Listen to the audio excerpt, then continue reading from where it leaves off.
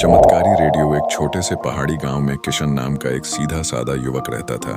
वह एक पुरानी वस्तुओं की दुकान चलाता था। उसकी दुकान में एक दिन एक धूल भरा पुराना रेडियो आया, जिसकी बनावट कुछ अजीब थी।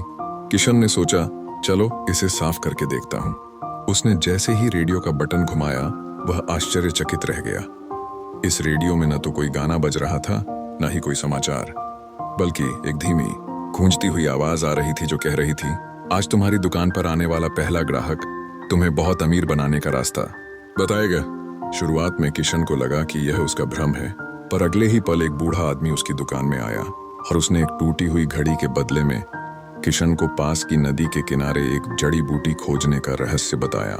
किशन ने बूढ़े की बात मानकर वह जड़ी बूटी खोजी और उसे बेचकर वह सचमुच अमीर बन गया। यह रेडियो चमत्कारी था।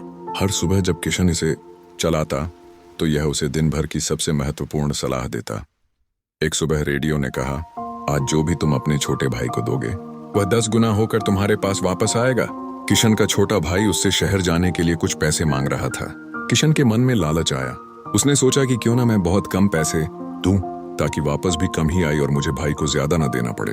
उसने अपने भाई को केवल 100 रुपए दिए। अगले दिन रेडियो ने जैसा कहा था, किशन के पास 100 रुपए का 10 गुना यानी 1000 रुपए वापस आ गए। किशन उदास हो गया। उसने सोचा, अगर मैंने भाई को 10,000 दिए होते तो आज मेरे पास 1 लाख होते। उसे अपनी कंजूसी पर बहुत अफसोस हुआ। उसने फिर से रेडियो चलाया।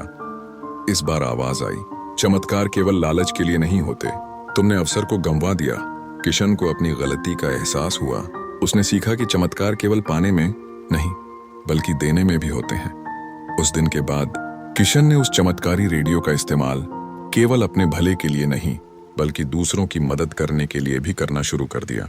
कहानी का नैतिक लालच बुरी बला है। जो तुम्हारे पास है उसे निस्वार्थ भाव से दूसरों के साथ बांटना चाहिए, क्योंकि सच्चा आनंद और समृद्धि लेने में नहीं, बल्कि देने में है।